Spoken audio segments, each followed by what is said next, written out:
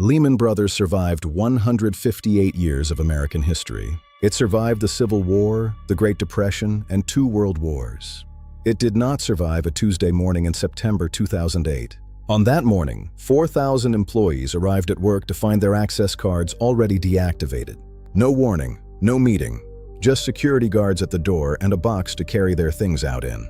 But here is what almost nobody tells you about this story. The people who built the system that destroyed Lehman Brothers, they knew exactly what they were doing. They just had no reason to stop. In the next 9 minutes, I'm going to show you the exact mechanism that made this collapse inevitable, years before it happened. And once you see it, you'll start seeing it everywhere. We decode the systems most people never see, until it's too late. Why they rise, why they fail, and what the patterns reveal about strategy and power. This is Second Move, the logic behind the outcome. Subscribe to see 3 steps ahead. Lehman Brothers was founded in 1847 by 3 German immigrant brothers in Montgomery, Alabama. They started as a dry goods store. They pivoted to cotton trading, then commodities, then finance. By the 20th century, they were one of the most respected investment banks on Wall Street. But investment banking in the 21st century was a different game. It was no longer about connecting capital with industry. It was about creating financial products, instruments so complex that even the people selling them did not fully understand the risk they contained. And nobody built those instruments more aggressively than Lehman Brothers. To understand why Lehman collapsed, you need to understand what it actually was by 2005. Not a bank, not in the traditional sense. By 2005, Lehman had roughly 26,000 employees across 30 countries. It was generating billions in profit every quarter. From the outside, it looked like the most stable thing in the world, a machine. The machine had 3 moving parts.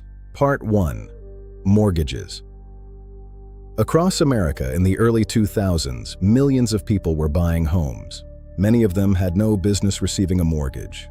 A truck driver in Ohio, a strawberry picker in California.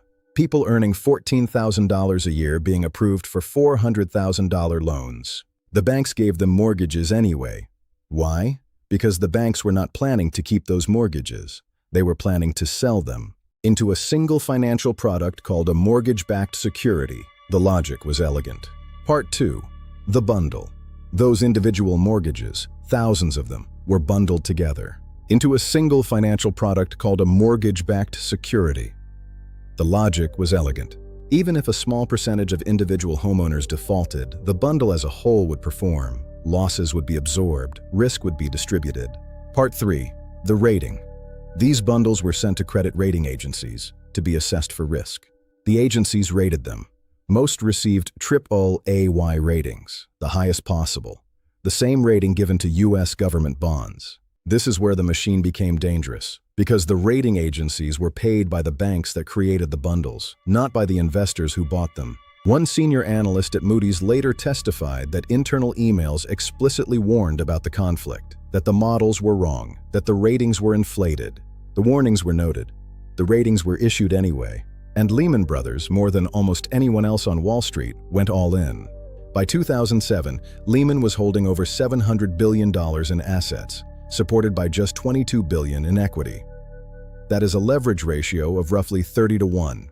The AAA ratings made these products attractive to pension funds, insurance companies, and international banks. Capital flooded in from around the world. For every dollar Lehman actually owned, it had borrowed 30. If their assets dropped in value by just 3%, Lehman was technically insolvent. Here is the failure point. The entire machine required one thing to keep functioning. House prices had to keep rising. That was not an assumption anyone stated out loud. It was baked into every model, every risk calculation, every AAA rating. The system was not designed to survive a housing price decline. It had never been stress tested against one. In some models, a nationwide decline in U.S. house prices had never even been entered as a variable, because it had never happened before in modern data history. In 2006, house prices began to fall, not catastrophically at first, a few percentage points, manageable on paper. Default rates, which the models had assumed would stay below 5%, began climbing toward 10, 15, 20%. But the machine had no tolerance for this. When house prices fell, homeowners who had borrowed more than their home was worth stopped making payments. The bundles began to fail. The AAA-rated products that pension funds and international banks had bought were suddenly worth a fraction of their stated value. And this is where the word systemic becomes important. These products had been sold to institutions across the entire global financial system, every major bank, every major insurer, every major pension fund. They were all holding the same collapsing assets. When the value of those assets started moving, nobody knew exactly how exposed anyone else was. And in finance, uncertainty is more dangerous than loss. By early 2008, banks stopped answering each other's calls. The interbank lending market had effectively frozen. Institutions that had wired billions to each other every morning for decades were suddenly sitting on their hands. Banks that had been lending to Lehman for years began pulling back. The reasoning was simple.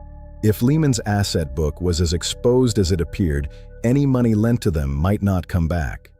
Lehman needed to raise capital. It needed a buyer, a merger, a bailout, something. None of those things materialized.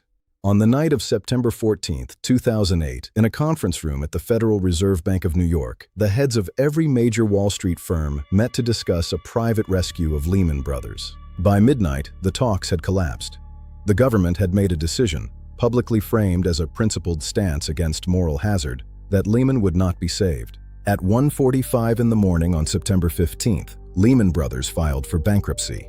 What happened next is what separates a large corporate failure from a systemic collapse.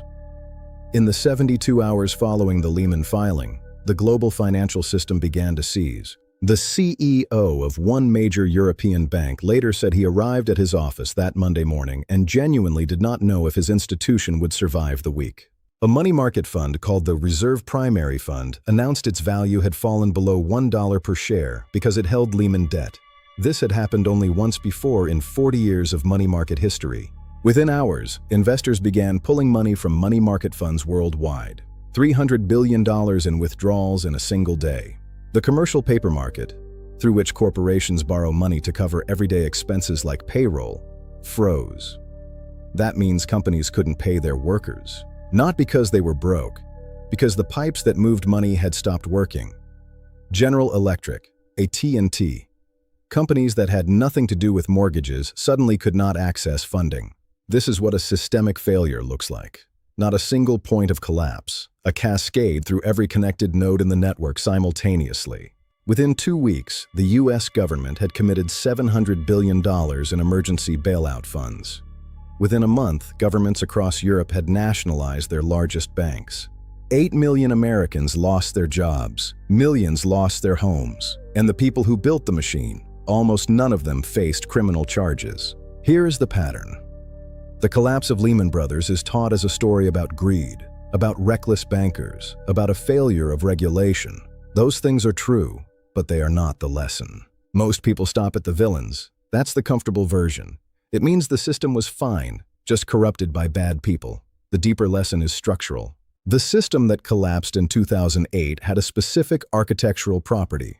It required permanent growth to function. The mortgages needed to keep performing. House prices needed to rise. Leverage needed returns. Any system with that property has a failure point built into it. Not as a risk, not as a possibility, as a mathematical certainty. Because permanent growth in a finite system is not a strategy. It is a countdown. The people who designed these products were not stupid. Many of them saw what was coming. Some of them bet against the very products they were selling.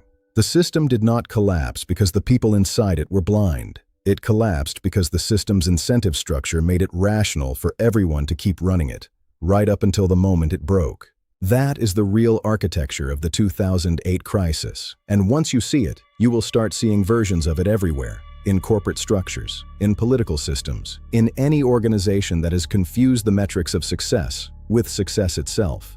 The failure point is never where everyone is looking. It is always structural. It is always earlier than anyone admits, and by the time it is visible, it is already too late. If you want to understand the next system failure before it happens, that video is up here. Second move. Everyone plays the first move. Subscribe to Second Move.